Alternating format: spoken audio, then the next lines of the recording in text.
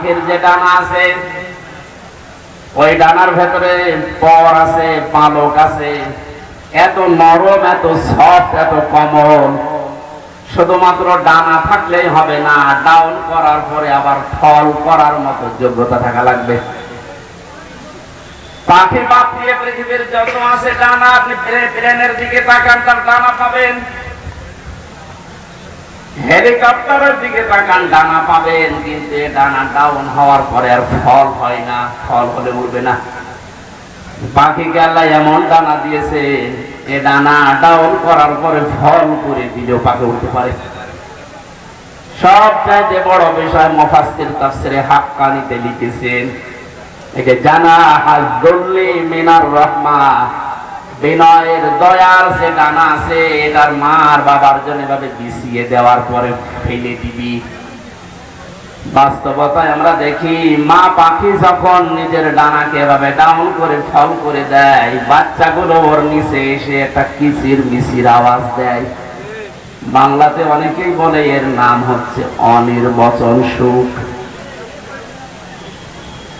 General শিক্ষিত মানুষগুলো এখানে আছে, শব্দের দিকে খেয়াল করেন তো, অনির্বচন সুখ। এটা শুধু পাখির ওই কিচির মিচির আওয়াজকে বলা হয়, যেটা মায়ের ডানার নিচে বাচ্চাগুলো দেয়। আল্লাহ উদাহরণ সেট করেছেন এই জন্যে, পৃথিবীর মানুষেরা তোর মা আর বাবা যখন শেষ বয়সে আসবে, তারা যেন মনে করে আমার হামজা থাকতে আমাদের আর কোনো চিন্তা নেই। বড় গ্রামের সন্তানেরা আমাদের মা আর বাবা কি এরকম মনে করতে পারছে এখন? না। আজ হাজারো মা বাবা খাবার পর্যন্ত পাচ্ছে না, অথচ সন্তানের খাবারের অভাব নেই।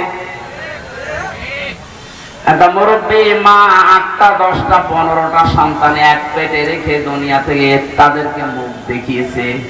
বিজ্ঞান এখন প্রমাণ করছে এক একটা সন্তান মায়ের দুনিয়ায় আসতে 57 ইউনিট কষ্ট সহ্য করা লেগেছে।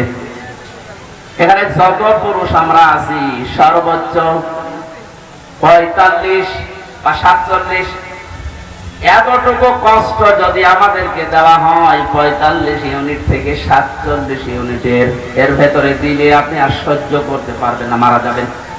অথচ আমার মুখ দেখানোর জন্য এই পৃথিবীতে আমার মা 57 ইউনিট কষ্ট সহ্য করেছে।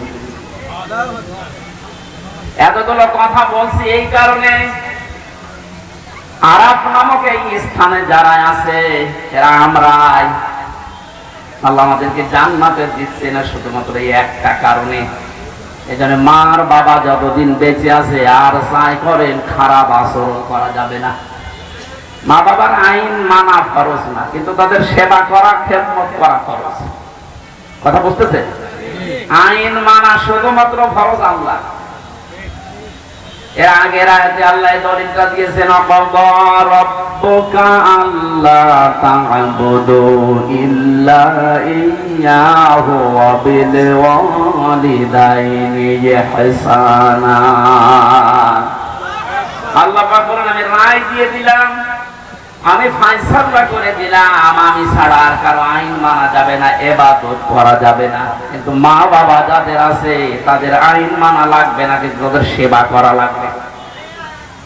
আল্লাহর আইন মানা ফরজ, আর মা বাবার সেবা করা, খেদমত করা, তাদের পেছনে খরচ করা সাধ্যমতো, এটা কি বলেন?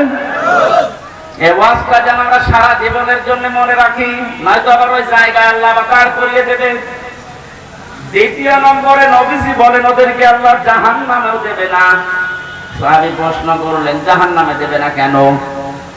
বিশ্ব নবী জানিয়েছেন, সাহাবী, এই মানুষগুলো আর যাই করুক দুনিয়াতে দিন কায়েমের জন্য সর্বাত্মক চেষ্টা চালিয়েছে।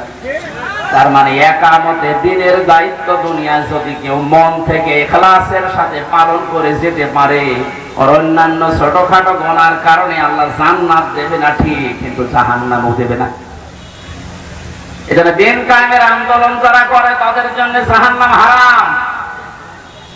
এই কারণে আমি এটা করছি, আল্লাহ আমাকে যেন এই কারণে জাহান্নামে না দেন, বলেন আমিন। আমরা দরুদ পড়ছি, সালাম পাঠাচ্ছি আমাদের নবী মুহাম্মদুর